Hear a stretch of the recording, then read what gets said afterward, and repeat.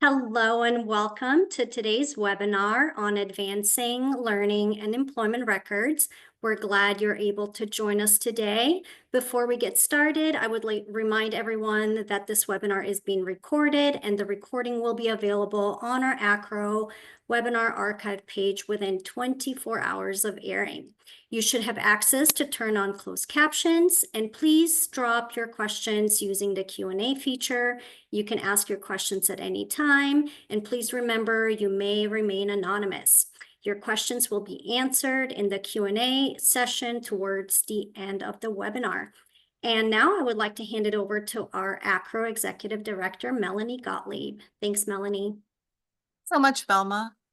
Welcome to today's webinar, where we are thrilled to share with you the work that we've been doing with our colleagues on learning and employment records.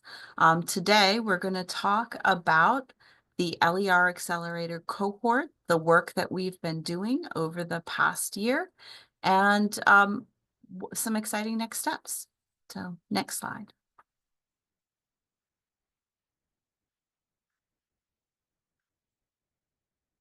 So with me today, I have some of the excellent colleagues who've been working with us on the LER Accelerator project. I have Sean Bridgeton, Associate Director for External and Institutional Partnerships at NACADA. And we have Kelly Hoyland, who is the Director for Post-Secondary Education and Workforce Programs at One Ed Tech. And we'll go. So let's first set the stage and talk about what is the LER Accelerator. The LER Accelerator is a program that we launched in 2024 with support from Walmart. And the effort is a collaborative effort, an inter-associational effort to modernize how learning achievements and job skills are documented and recognized, in hopes to create a more transparent, efficient, equitable system for both learners and employers. So the initiative seeks to boost the adoption of the learning and employment records in the LERs in the post-secondary system. And we're focusing on a couple of items. We're looking at how to improve and overcome implementation delays. We're trying to raise awareness of LERs and their place in the post-secondary education system, and foster collaboration across associations. So we have the mission of this group is to accelerate the development and adoption of learning and employment records in post-secondary education. The goals of the project are multifaceted. We're expanding awareness. We're developing and sharing best practices. We're establishing the integrity in LER credentialed systems to ensure that records contain the integrity that a transcript currently contains and expand on that integrity. We're promoting interoperability between systems. We're addressing technical hurdles in the implementation of LERs at the academic institutions. And what our long-term goal is to enable change and transformation in the post-secondary education landscape to the benefit of our institutions and the learners that we serve. There are numerous challenges in the adoption of the LER ecosystem and adopting an LER as an institution. One is there's a slow adoption of innovative credentials across the environment. There's lots of talk about it. There are excellent practices happening at institutions, but I would say the pace overall is quite slow. There are numerous administrative and technical barriers. The technology exists to make this ecosystem happen, but the technology at individual institutions, the bandwidth to manage and implement technology and transform and connect disparate technologies is not as deep as it needs to be at the institutional level in order to make this happen. It's very difficult, I think, for many institutions to prioritize this kind of work in a current environment. There's uncertainty about the demand in the market. Will learners want this? Do employers want this? And there are policy challenges. There are numerous policy changes, both at the institutional level, in some cases at state level, that need to be factored. And these policy changes are slow. And then overall, our interoperability challenges. There are a multitude of technology products that our institutions use, and these technologies are not necessarily interoperable. You cannot smoothly transfer data from one to the other in a seamless fashion. And that is something that's going to be required as we evolve the ecosystem for LERs. Next slide. So our working theory as we work to address all of these challenges has been that we can't at AACRAO do this alone. That an LER, a learner and employment record, might come into an institution from a whole variety of institutional and administrative roles at the institution, and it requires a collaboration across disparate departments in order to make the ecosystem a reality. So since our working theory is that it's going to require the whole of the higher ed village, we have been convening the core of that village that would manage these or have some engagement with an LER. And these are our partners. And so we have One EdTech, which is a standards body, ACE, we have DCC, the Digital Credentials Consortium. We have NACE, which does career and employment-based work, the American Association of Community Colleges. We have NACADA, which manages advising, EDUCAUSE, which is technology and higher ed, CBEN, which is the competency-based ed network. We have AACNU. We have UPSEA, which is the Online Professional Education Association. And we have AIR, Association for Institutional Research. And so I'd like to open the mic for my colleagues, Sean and Kelly, to talk a little bit about their involvement and why they see it as important from their organizational perspective. Yeah, and I'll start. I think from our perspective at One EdTech, we are a standards body. We do try to help smooth out those technology challenges that you were mentioning earlier. There are some systematic standards-based ways to do that, but it's not always implemented all the way. And there's also opportunities to improve that.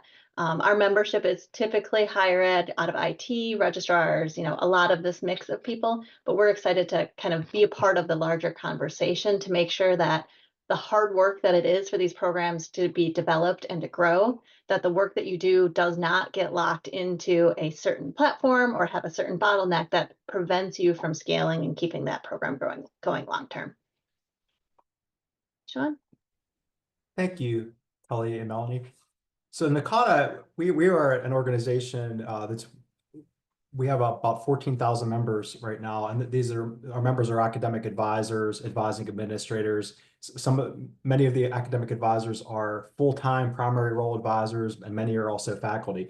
So, and we also do a lot of professional development around academic advising. So we thought it would be really important for us to be involved, because academic advisors are going to be the folks who really need to sit down and talk with students about how these credentials will work in terms of their current plans and future plans, how it will work, how it might go into the career decisions and things like that. And that's why we're excited NACE is on board too, because we can really work with the entire life cycle from recruitment, admission, registration, advising, career development. So advising kind of helps to connect all those things together. Take to the next slide, please. Okay, so I'm going to talk a bit about the strategies. Thank you, Melanie, for giving us that big overview of how this all started and kind of the challenges that we are facing. So what are the strategies we're going to use to try to really make this happen? Well, we think it's very important to advocate for change in the issuance, verification, and consumption of post-secondary learning, create awareness for the need of skills-based credentials, We really need to reduce the obstacles to LER adoption that that Melanie had outlined a bit earlier. Foster collaboration among associations, and you can see that this is very much in play. Talk a little bit about how we're doing that in the next slide. We want to develop guidelines for universal LER usage. This is going to be really important. This is where One Ed Tech and digital DCC comes in to really help us understand standards and interoperability, and demonstrate successful models and examples that accelerate the creation and issuance of quality credentials. And that's a big part of what we're going to talk about for the majority of this presentation today.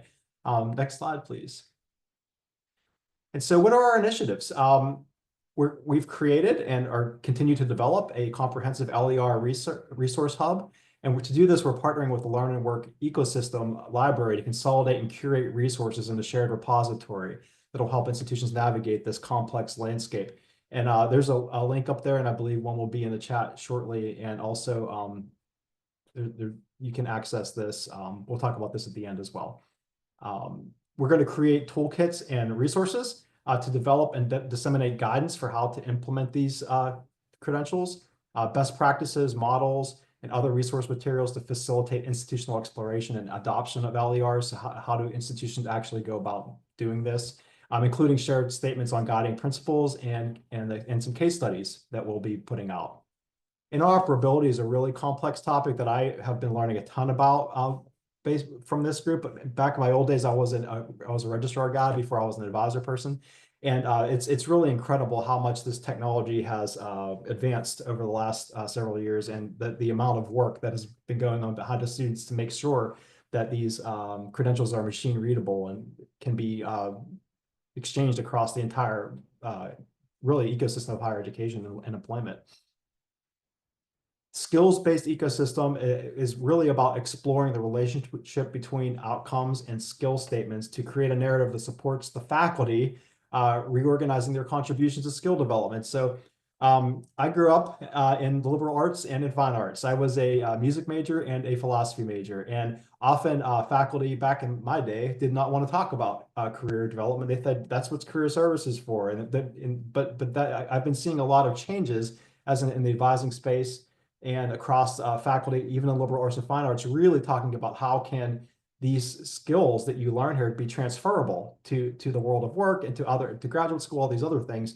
And so I believe there is momentum there, but this is going to be something that's going to continue to be a project of ours, an important initiative of ours as we move forward.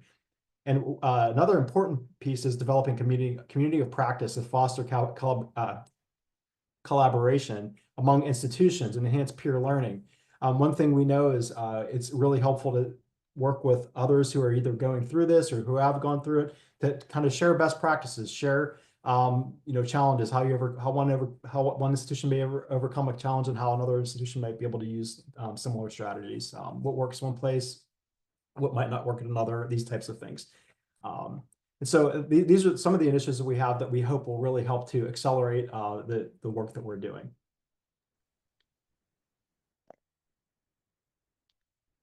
So speaking of those communities of practice, this is an opportunity to start to engage with this work. So we are here to announce that we are opening applications to join a one-year cohort-based initiative. This cohort will be focused on kind of planning and developing LERs, looking for institutions who are at any stage of their LER implementation. So you don't have to be at the very beginning or at the very end. Any stage is available to apply for this cohort. We'll have some more details on the next slide about what it means to actually, what are the criteria for joining or what project types we're looking for.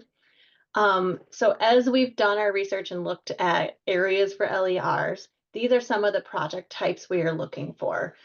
This cohort, like I said, is 1 year based on planning primarily. So we're looking for state level workforce integration. So looking at examples like building a digital wallet, an LER, a CLR out, or a related platform or transcript. So this is focused on kind of the development of accessible institutional strategies, privacy preserving those assessment tools, and then establishment of some of those interoperable collaboration models. So looking at state level programs and making sure that that connection to workforce integration is there.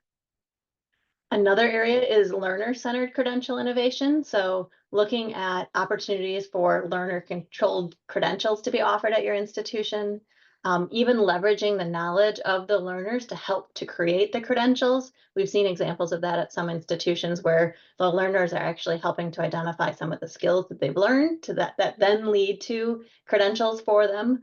So that's a really learner-focused one. Also the integration of validated achievements, so making sure that they can recognize those achievements in more ways than just with the transcript. And then also looking at inclusive engagement strategies, so not just in a classroom setting, but also across the institution, other areas that they're doing engagement and making sure there's opportunities to recognize those. The third bucket is in systems alignment and governance, which is always such a fun topic.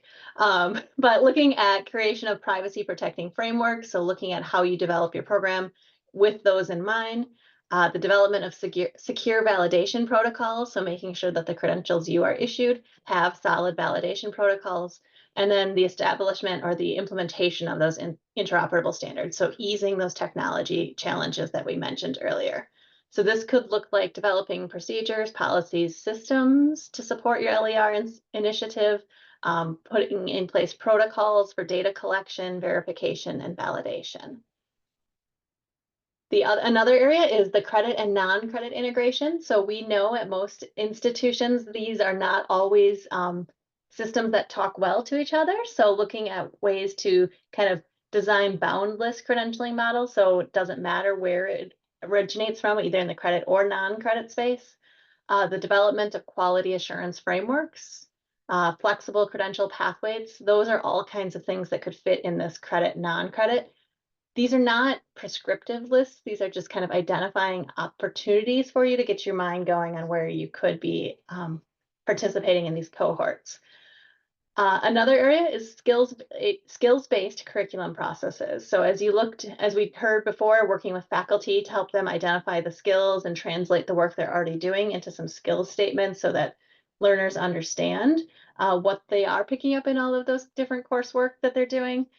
This could be through transparent competency frameworks, skills taxonomies for your institution, and even integration of verified achievement data. So those all kind of fit in that skills-based curriculum area, really looking at how do you map the skills and competencies in courses to document learning and achievement for students. And then the last area we're looking at is in vendor collaboration. So working on alignment with open standards, implementation of those secure applications, and the adoption of those interoperable protocols. So basically looking at integrating existing systems to help support your LER work. So whether that's connecting them to a digital wallet or another credential platform to make sure that they can ease that transition through the technology. So those are kind of the 6 project types we're looking at. Don't feel like this is like, it has to be, exactly be worded in the same way. This is to give you the insight into what we're thinking about in those project types. So what to expect if you were actually selected in the cohort. Participating institutions would move through a planning process together. So this part of this cohort is really about planning. It's not about implementation yet. It's really making sure that you have a solid plan to build and scale this program. So learning from and alongside each other, you would not be doing this work alone. There's lots of lessons to be learned across institutions in that collaboration. Institutions would also receive guided support from our coaches who are experts in the field and receive some tailored technical assistance. So we would also not only support you through the cohort, but then our coaches would be able to be experts and look at your institution individually and help support that work. In addition to that work, the participating institutions would receive between 10 and 15,000 to support that planning work, with an opportunity for cohort participants in the planning phase to be invited to apply for a potential implementation phase in the future. So don't feel like you would only be supported in planning. There might be an opportunity to then be invited to participate in the implementation phase in the future.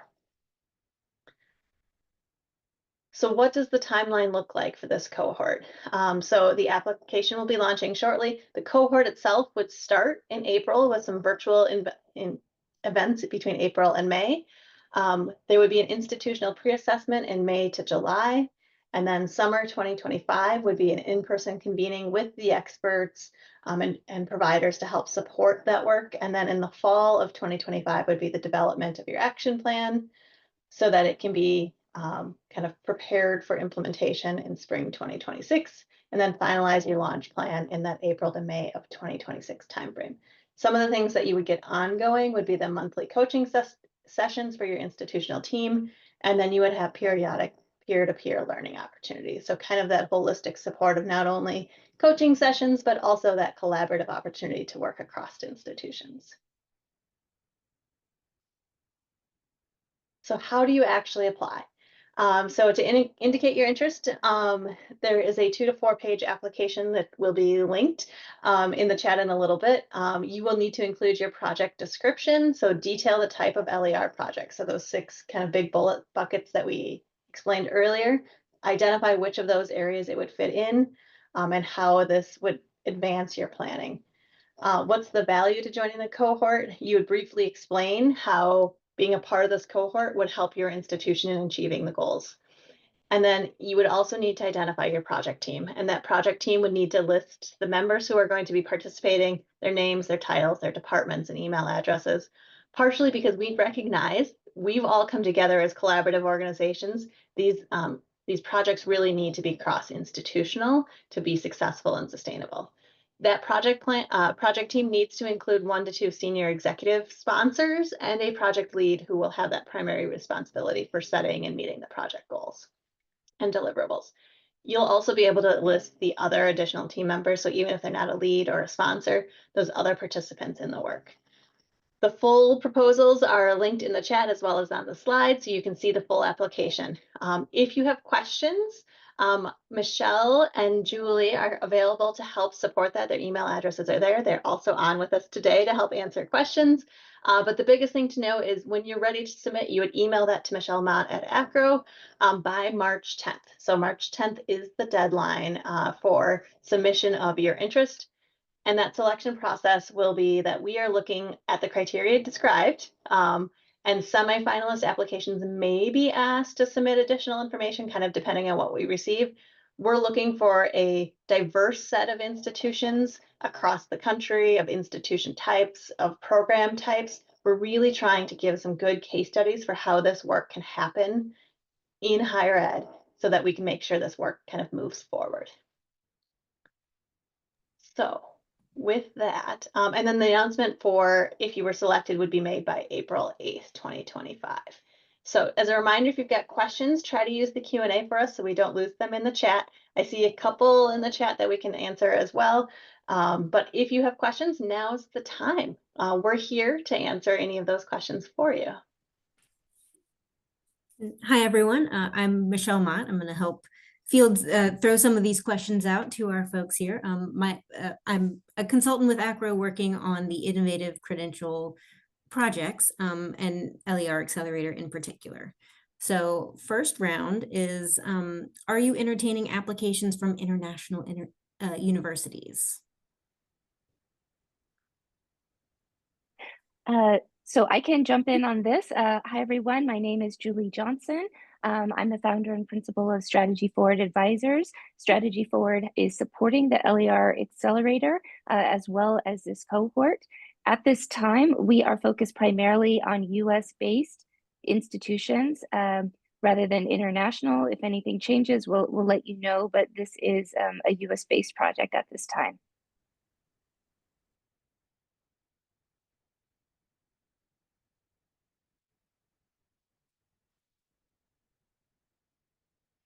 I haven't seen too many others come in, but I'll throw a broader question to the groups. So just generally, I guess from the perspectives of each of your organizations, can you sort of share your perspective on why for your particular memberships you think LERs are essential for like modernizing credentialing in post-secondary education? Maybe Michelle, I'll start with that.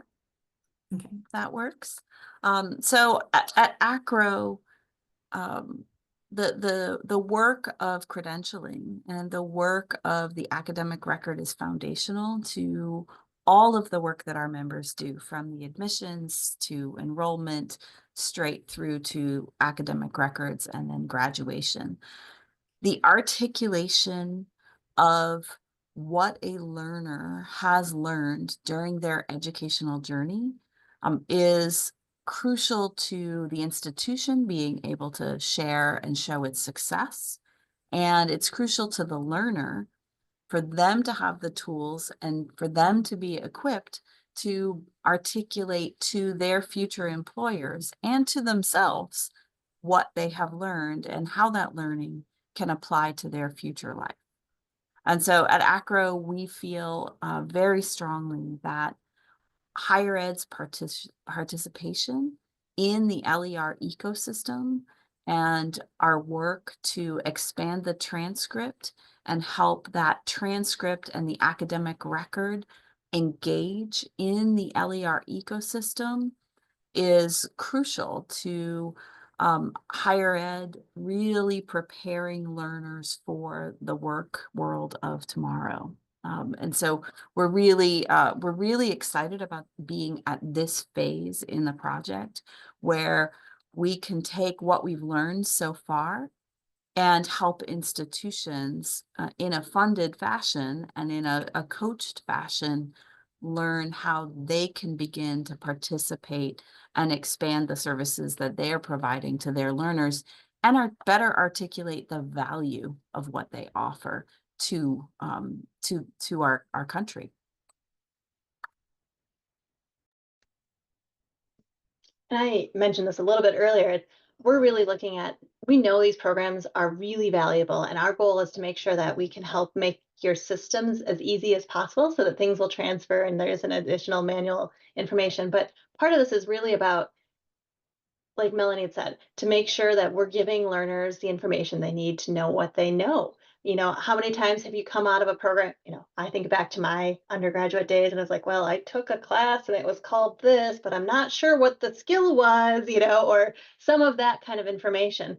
And you know, in addition to that, we know that learners are different now than they will be going forward, and learning is going to look different for a long time. So it might not just be traditional paths anymore, no matter the age of the learner, but making sure that all of the different achievements can be collected together to show that robust picture of what an individual actually knows and can do, so they can make kind of the next step in their journey. I can build on a lot of this. Thank you for that great foundation of Melanie and Kelly. Because when it comes to advising, we do have learners coming to us from all walks of life. And I can't tell you the number of students I worked with when I was an advisor and an advising administrator that would come in and life happens and they have to leave for a bit and then they have to come back. And they really had no way of demonstrating what they learned or what successes they had in our institutions. And sometimes they would then not feel that they actually accomplished anything, but they have accomplished a lot. And so these credentials will enable students to go on and demonstrate this to the world, and also creating this through this type of ecosystem that we're doing. It will help employers also understand what the students have accomplished. So I think that's, to me, that's the big piece, is the way that learners come in, the way they come in and out of our institutions so differently than they did in the past. And also, as Melanie said, for ways for institutions to demonstrate their successes with learners, because sometimes institutions it might look like, oh, the student came in for this reason, but they did not, quote, graduate. And so the institution failed and the students failed, but well, actually there was a lot of successes here that we just haven't counted the right ways. So I think these things are going to help in all these different scenarios. Thank you. So we had one follow-up question come in from that discussion. So Melanie, the language used around the evolution of LERs and credential innovation can feel aggressive and audacious. What do members in the offices of the registrar need to know about the relationship between this stuff and our transcripts? Are transcripts going away? Transcripts are not going away. I will say it is highly unlikely that a transcript is going away. But I will say that a transcript is a really valuable document for an institution to communicate with another institution what the plan of study that a learner took. What a transcript doesn't do is equip the learner with the ability to articulate the skills and competencies that they have learned while they were in the classroom. And some learners do kind of absorb that and reflect on that and are able to articulate that out. But we find that not all learners do, and many employers come back and say that higher ed isn't necessarily the criticism that we get, is higher ed isn't preparing learners for the work or the world of work. We know that that work happens at the institution, and in many institutions really, really exceptionally well.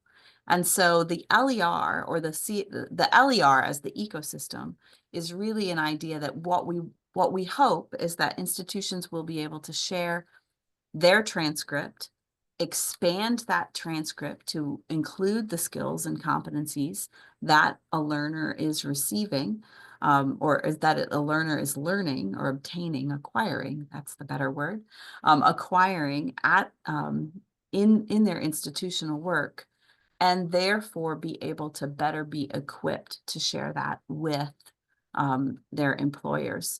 Our hope is that this is another tool in the toolbox for institutions to show their value writ large. And so that's our real goal in this, is to allow institutions to develop these and to provide some resources for them, because this work in the entirety of the ecosystem is happening whether higher ed participates or not.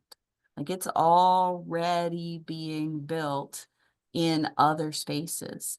And so our hope is that we can help the US institutions sort of figure out how to engage in this space in ways that work for their institutions. And that's why we have the variety of projects and the variety of kinds of planning projects in order to better equip their learners and also better articulate their value.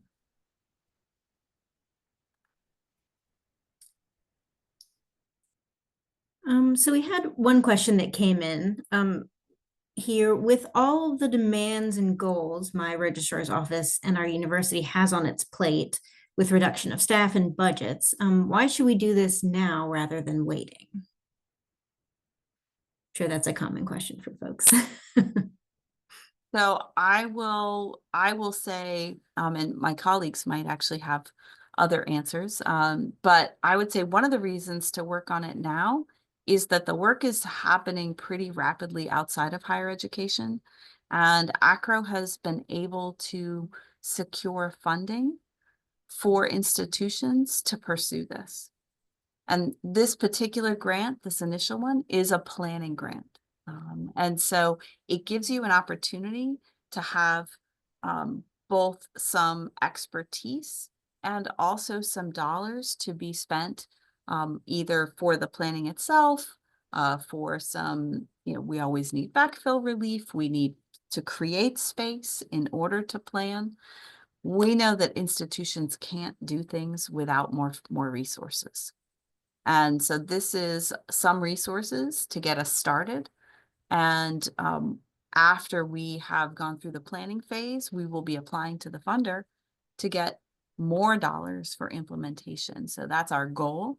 We don't have that secured yet, but we have signals that that will be the next step. So I think the opportunity is, if your institution is interested in engaging in this space, if you're hearing talk about it, if you're hearing any conversations around innovative credentials happening at your institution, or you'd like to spark conversations happening at your institution, if you feel like, oh, there's this thing happening and we're not participating, this is a great opportunity to get started with some seed funding. We'll hold and see. Sean or Kelly, would you like to add anything?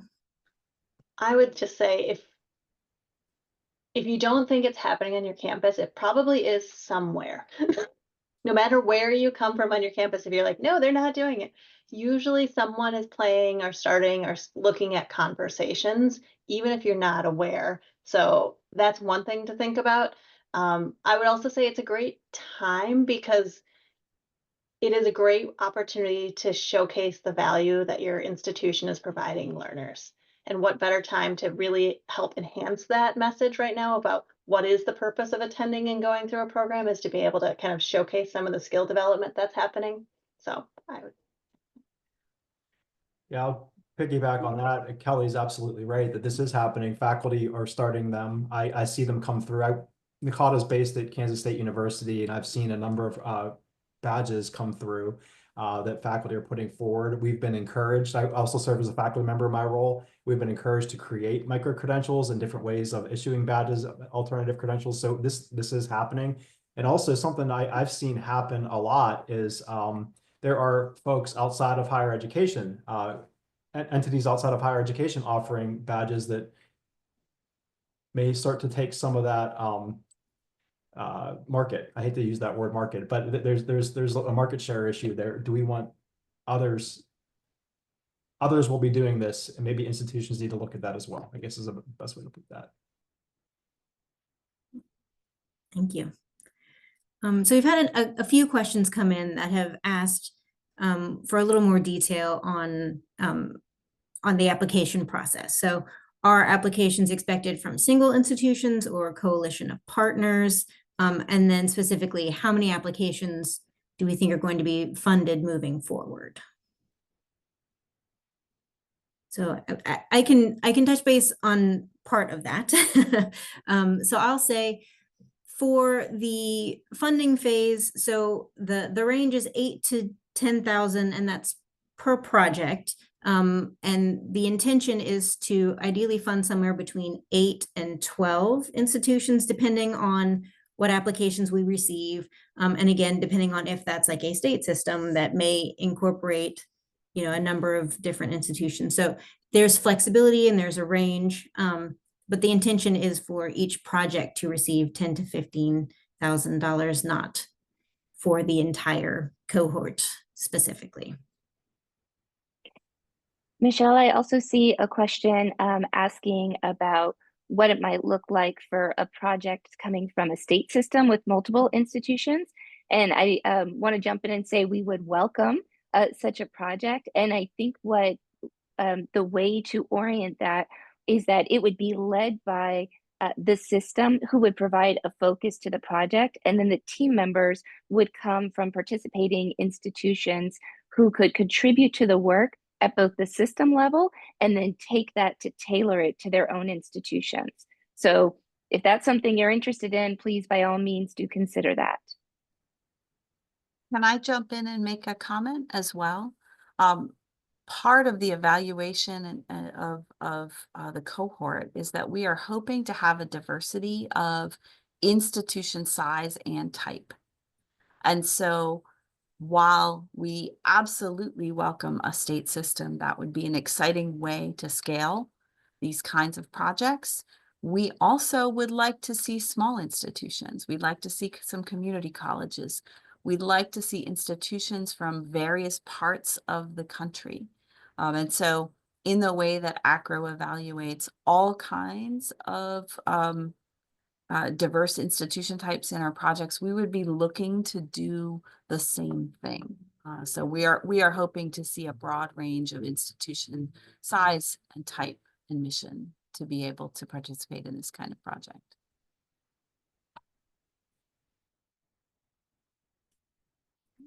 Thanks. We had a question come in. This is probably for anyone, actually. How do you envision potential employers accessing learners' LERs, and is that actually a goal with this work? I'll start with how they could access it, and then we can kind of circle back to the goal. So part of the reason why we've talked about making sure that the LERs are designed to one of the standards that exist is because a learner has the ability with LERs to be able to share those achievements when and how they want. And if that is done in a way that the data is in a structured format, the idea is that when you go to apply for a job, the HR systems would be able to know what that data is going to look like and be able to accept it. So I'm sure people have seen in the past where it's like, oh, upload your resume and it'll autofill fields. It doesn't work great in some cases. And the goal is behind the LER standard is to make sure that that data is in a way that HR systems know what it is and can understand and see the value in that information. So that's a piece of what we're doing. And I think this goal is really, it's about empowering the learners to know they can share their achievements in which environment makes sense, whether it's to another higher ed institution, for acceptance, or whether it's to an employer, or just to know kind of in their current place in life, I would say. But I'm sure others have pieces to add.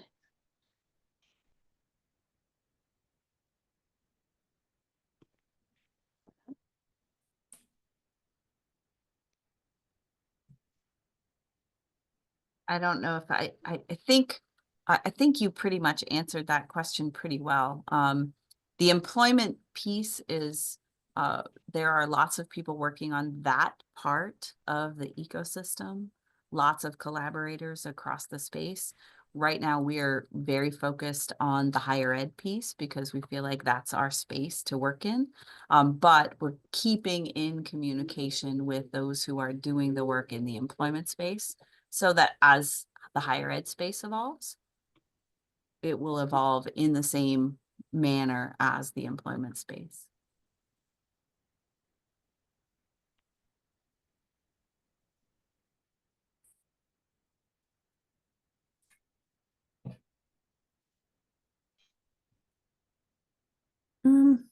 Well, so we'll try and answer this one. So how many states have a statewide LER CLR wallet system? And do you see this as an eventual goal? I would say in general for the ecosystem, yes. For this project, no. For a goal, I want to say like 3-ish, less than 5 states, I would say, have a statewide system of some version, I would say. I don't think any of them are fully there yet, but. I think that's probably a good count, Kelly. Also, I would say that even though this project is focused on a US based, these kinds of systems are actually, excuse me, being evolved globally. And so those are conversations that many of us are engaged in as well. And so the goal ultimately, long-term, is that we hope that any learner will have the ability to engage in the global LER ecosystem. But we've got to get it right here before the US can actively engage in that evolving global ecosystem.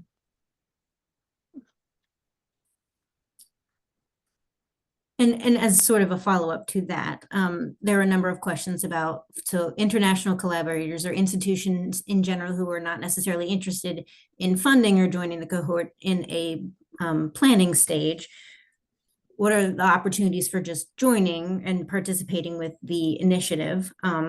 So I know long-term, obviously for the particular cohort, this is a little more specific, but long-term, the intention is to build out these communities and have a space in place for any institutions involved in this space to come get resources, collaborate, get information from peer institutions. Anyone else want to chime in? Sorry, I'm just kind of jumping in there. But there are opportunities in the future to share resources and engage in the work, but not quite at this stage in the project, I would say.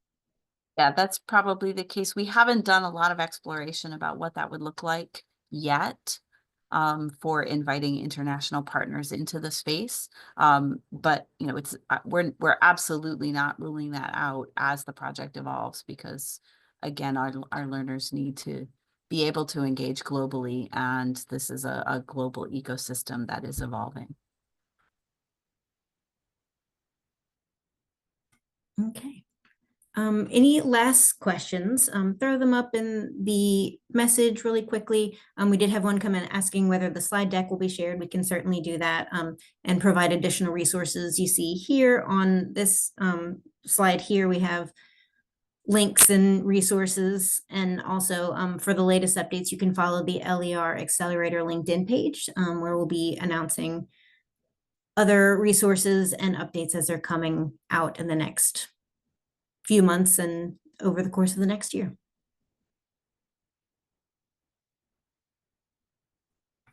So if not seeing any, I will turn it back to Melanie. Okay. Thanks so much, Michelle, and thank you to my colleagues for joining us, and thank you all for joining us. AACRAO's really excited about this opportunity to be able to provide funding for this kind of work to our institutional partners, and I look forward to seeing what kinds of projects emerge from this work. Those who step forward to begin to do these projects are really setting the stage for how the US will engage in this global ecosystem. And I'm excited at the prospect. I look forward to seeing all of your projects. And I think that is all. Thank you very much and have a wonderful rest of your afternoon.